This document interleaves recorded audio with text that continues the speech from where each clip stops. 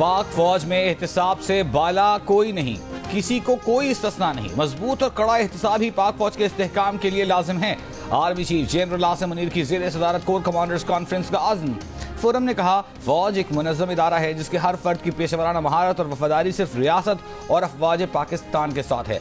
पाक फौज गैर मुतज़लज़ल अज़्म से एक मजबूत और कड़े एहतिसाब के जरिए अपनी अक़दार की पासदारी करती है।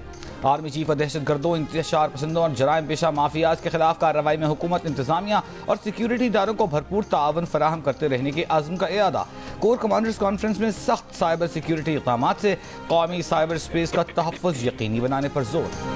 वज़ीर आज़म के सियासी मुशीर राना सनाउल्लाह ने महमूद खान अचकज़ई से मुलाकात की तस्दीक कर दी और कहा कि उन्होंने महमूद खान अचकज़ई से सवाल किया कि बानी पीटीआई ने आपको क्या मैंडेट दिया है, क्योंकि वो ये बात करते हैं कि वो हमारे साथ बात करने को तैयार नहीं है।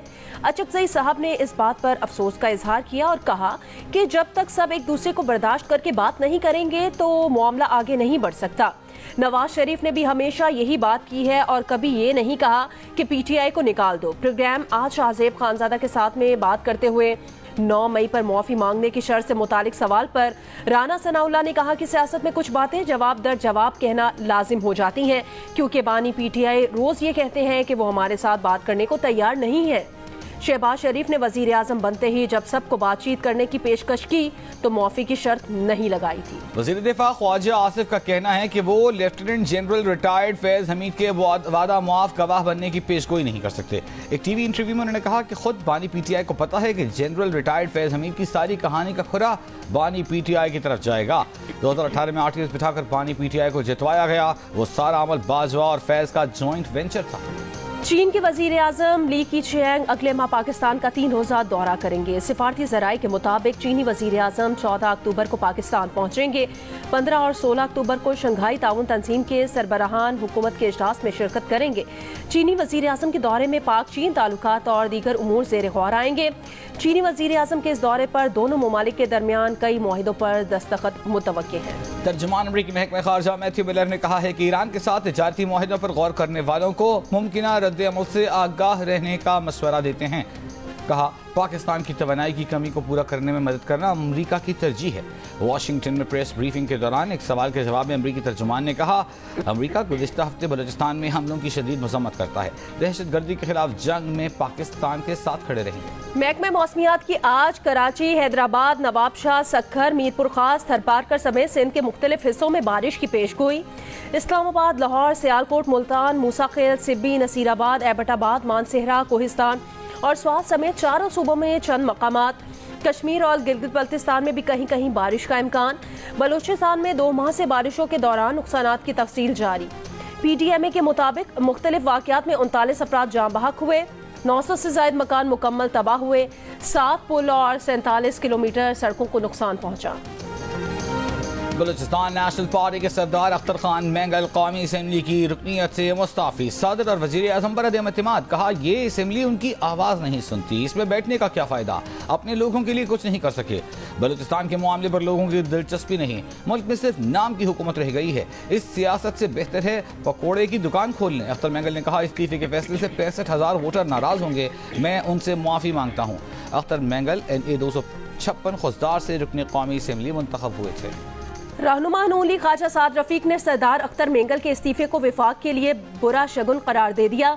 कहा, मौजूदा हालात में अख्तर मेंगल, डॉक्टर मालिक बलोच, लश्करी रईसानी, अब्दुल गफूर हैदरी और मौलाना हिदायतुर रहमान जैसे सियासतदानों का दमे गनीमत समझा जाना चाहिए। जियो न्यूज़ के प्रोग्राम कैपिटल टॉक में बात करते हुए नून लीग के डॉक्टर तारिक फजल चौधरी ने कहा कि सरदार अख्तर मेंगल का इस्तीफा फौरी तौर पर मंजूर नहीं किया जाएगा।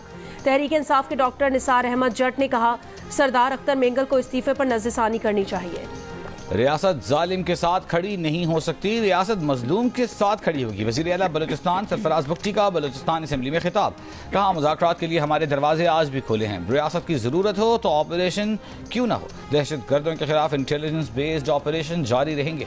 IMF से $7 अरब के प्रोग्राम की हतमी मंजूरी का इंतजार। एग्जीक्यूटिव बोर्ड के सितंबर में मजीद इजलासों का कैलेंडर जारी। 9 और 13 सितंबर के इजलासों में भी पाकिस्तान का एजेंडा शामिल नहीं। बैरूनी फाइनेंसिंग के गैप को पूरा करने समेत पेश की शराइत पूरी होने के बाद पाकिस्तान का एजेंडा शामिल होने का इम्कान। वजीर खजाना का कहना है कि एक्सटर्नल फाइनेंसिंग गैप पूरा करने के लिए एडवांस स्टेज पर है। इस माह कर्ज प्रोग्राम की IMF से मंजूरी मिलेगी। कौमी इक़्तिसादी काउंसिल की एग्जीक्यूटिव कमेटी ने सेहत, ज़राअत, तवानाई, ट्रांसपोर्ट के शोबों में 178 अरब 10 करोड़ रुपए से ज्यादा मालियत के 6 तरक्याती मंसूबों की मंजूरी दे दी। Nawaz Sharif institute of cancer treatment and research Lahore के क़याम के लिए 52 अरब 77 करोड़ 52 लाख रुपए मालियत का मंसूबा मंजूर। Sindh live stock and aquaculture development project के लिए 38 अरब 3 करोड़ 60 लाख रुपए के मालिये की मंसूबी की मंजूरी। वज़ीर आला पंजाब मरियम नवाज ने नौजवानों को हुनरमंद बनाने के लिए पंजाब स्किल्स डेवलपमेंट फंड कायम कर दिया। फंड के जरिए पंजाब भर के नौजवानों को आलमी जॉब मार्केट में मुसाबकत के लिए नए दौर के तकाजों के मुताबिक तरबियत दी जाएगी। मंसूबे से मुतालिक जायजा इजलास में वज़ीर आला मरियम नवाज ने कहा, हुनरमंद नौजवान मुल्क का सरमाया है। पंजाब स्किल्स डेवलपमेंट फंड के जरिए नौजवानों को माली तौर पर खुद मुख्तारी की राह पर गामजन किया जाएगा।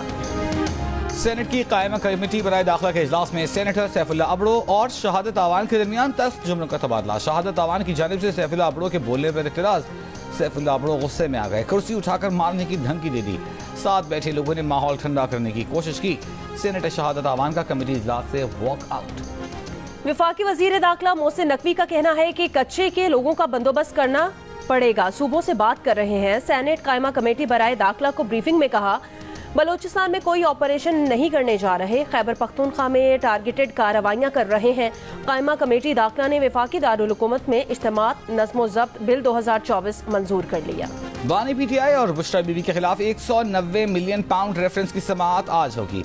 एहतिसाब अदालत के जज नासिर जावेद राना रियाला जेल में समाअत करेंगे। दोनों मुल्ज़मान को अदालत में पेश किया जाएगा।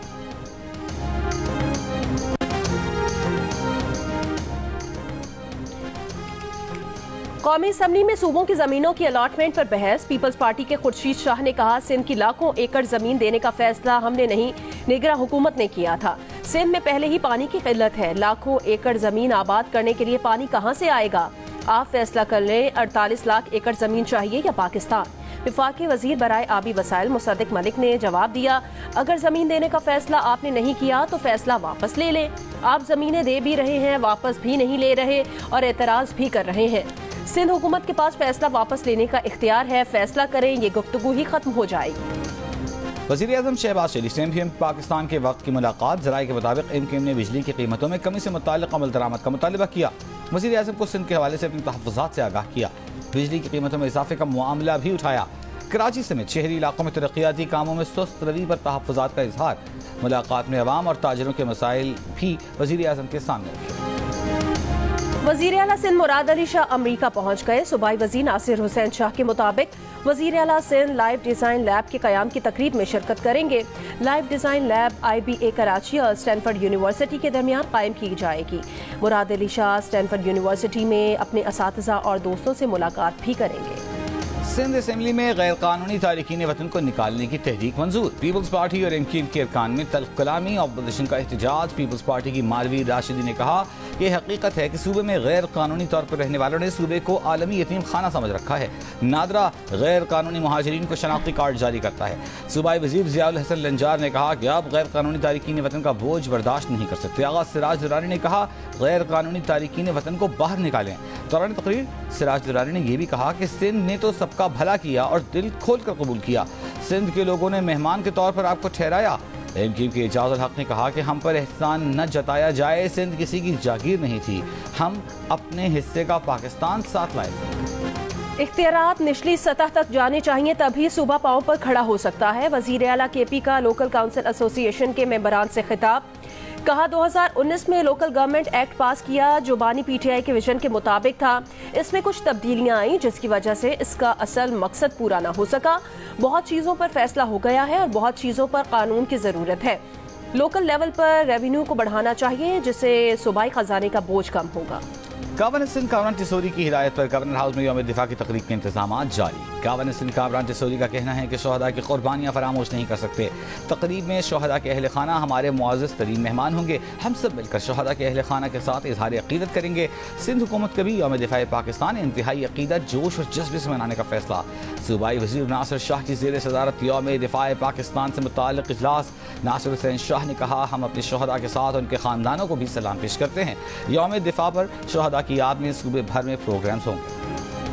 रवा माली साल के पहले 2 माह में बरामदात में 14% इजाफा। इदारा शुमारियात के मुताबिक 2 माह में बरामदात का हजम $5 अरब से जायद रिकॉर्ड। गुज़श्ता माली साल इसी अरसे हजम $4 अरब 43 करोड़ था। अगस्त में मुल्की बरामदात में सालाना 15.93% इजाफा हुआ। जुलाई में बरामदात का हजम $2 अरब 30 करोड़ था। 2 माह में मुल्की दरामदात का हजम $8 अरब 62 करोड़ रहा।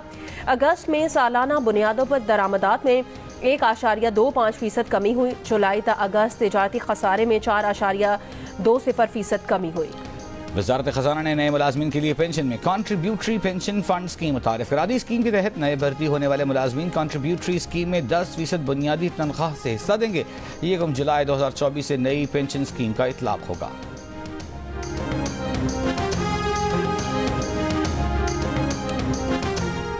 डिप्टी वजीर आजम और वजीर खारजा इसहाक डार लंदन पहुंच गए। 5 रोज़ा सरकारी दौरे के दौरान इसहाक डार बरतानिया में नायब वजीर आजम और सेक्रेटरी खारजा उमूर से मुलाकात करेंगे। वजीर खारजा बरतानवी पार्लियामेंट के अहम मेंबरान से मुलाकात भी करेंगे। टॉम सॉजी अमरीकी कांग्रेस में पाकिस्तान कॉकस के सरबराह पर गए। मीडिया से गुफ्तगू में कांग्रेसमैन टॉम सॉजी ने पाक अमरीका ताल्लुकात बेहतर करने के आज़म का इजहार किया। कहा वो नवंबर में पाकिस्तान का दौरा करेंगे। टॉम सॉजी और वाशिंगटन में पाकिस्तानी सफीर रिजवान सईद की टेलीफोन पर गुफ्तगू। पाक अमरीका ताल्लुकात दो तरफा ताउन मजीद मुस्तहकम करने पर तबादला ख्याल। सफीर पाकिस्तान ने टॉम सॉजी को मुबारकबाद पेश की। कहा पाक अमरीका ताल्लुकात दोनों ममालिक और खित्ते के लिए अहमियत के हामिल हैं। पाकिस्तान अमरीका के साथ मुआशी ताल्लुकात के फ़रोग़ के लिए पुरअज़्म है। न्यूयॉर्क के 2 गवर्नरों की साबिक मुआविन लिंडा सन मुबैना तौर पर चीनी एजेंट निकली। लिंडा सन पर फॉरेन एजेंट रजिस्ट्रेशन एक्ट की खिलाफ वर्जी, वीजा फ्रॉड का इल्जाम। अमरीकी मीडिया के मुताबिक लिंडा सन ने लाखों डॉलर के एवज खुफिया तौर पर चीनी हुकूमत के लिए काम किया। लिंडा सन पर स्मगलिंग और मनी लॉन्ड्रिंग का भी इल्जाम आयद। अमरीकी एहलकार लिंडा सन और उनका शोहर आयरलैंड में वाक़ घर से गिरफ्तार। लिंडा सन और उनके शोहर ने अदालत के सामने इल्जामात रद्द कर दिए। ये शादी नहीं हो सकती। 44% पाकिस्तानियों ने पीटीआई, नून लीग और दीगर मुखालिफ सियासी नजरियात रखने वाले खानदानों और वोटर्स के दरमियान रिश्तों को मुश्किल करार दे दिया। 40% का इख्तलाफ। कहा मुख्तलिफ सियासी नजरियात रखने वाले खानदानों के दरमियान शादी मुश्किल नहीं। सियासी इख्तलाफात की बुनियाद पर रिश्तों में मुश्किलात का तासुर खवातीन, देही आबादी और 30 साल तक के नौजवानों में ज्यादा। खवातीन में 48%, मर्दों में 40% ने मुख्तलिफ सियासी जमातों के हिमायतियों के दरमियान रिश्तों को मुश्किल कहा। देही आबादी में ये शरह 49%, जबकि शहरों में 35% नजर आई। 30 साल तक के नौजवानों में 56% ने मुख्तलिफ सियासी नजरियात रखने वाले अफराद के दरमियान शादी को मुश्किल कहा। मुश्ताक अहमद यूसुफी की 102वीं यौम पैदाइश के मौके पर आर्ट्स काउंसिल कराची में पुरवकार तकरीब का इनेकाद। मुकर्रीरीन का कहना था कि मुश्ताक अहमद यूसुफी शेक्सपियर और गालिब की सफ में खड़े। बांग्लादेश ने रावलपिंडी में तारीख रकम कर दी। 2 टेस्ट की सीरीज में व्हाइट वॉश कर दिया। दूसरा टेस्ट 6 विकेटों से जीत लिया। जीत के लिए दरकार 185 रन का हदफ 4 विकेटों पर हासिल कर लिया। पहले इनिंग्स में 138 रन बनाने वाले लिटन दास मैन ऑफ द मैच करार पाए। पाकिस्तान टीम को तारीख में दूसरी मर्तबा अपनी सरजमीन पर व्हाइट वॉश का सामना करना पड़ा। मजमूई तौर पर पाकिस्तान क्रिकेट टीम को 17वीं मर्तबा व्हाइट वॉश हुआ है। पाकिस्तान की टेस्ट क्रिकेट टीम के कप्तान शान मसूद ने शिकस्त पर कौम से माजरत कर ली। कहा कि उनके इस्तीफे के बारे में कोई हकीकत नहीं, शाहीन आफरीदी से कोई लड़ाई नहीं हुई। बांग्लादेश की क्रिकेट टीम के कप्तान नजमुल हसन शांतो ने कहा पूरा यकीन था कि किसी भी वक्त कम बैक कर सकते हैं। टीम दबाव में थी, लेकिन लिटन दास और मेहदी हसन मिराज ने शानदार बैटिंग की। बांग्लादेश में गुज़िश्ता चंद माह कठिन थे। खुशी है कि जीत से बांग्लादेश की मद्दाह खुश होंगे। अमेरिका में दिल का रिश्ता ऐप की जबरदस्त पजीराई। बैनुल अक़वामी कॉन्फ्रेंस इसना की नुमाइश में शुरका ने कहा अच्छे रिश्तों की तलाश के लिए दिल का रिश्ता ऐप इस्तेमाल करें। दिल का रिश्ता ऐप से बैरून मुल्क मुकीम मुस्लिम कम्युनिटी को रिश्तों की तलाश में आसानी। और रुमानी फिल्मों के मकबूल हीरो 4 दहाइयों तक बॉलीवुड पर राज करने वाले ऋषि कपूर की 72वीं सालगिरह नहीं भूले पुरस्कार। ऋषि कपूर का आबाई ताल्लुक पेशावर से था, जहां उनकी हवेली आज भी मौजूद है।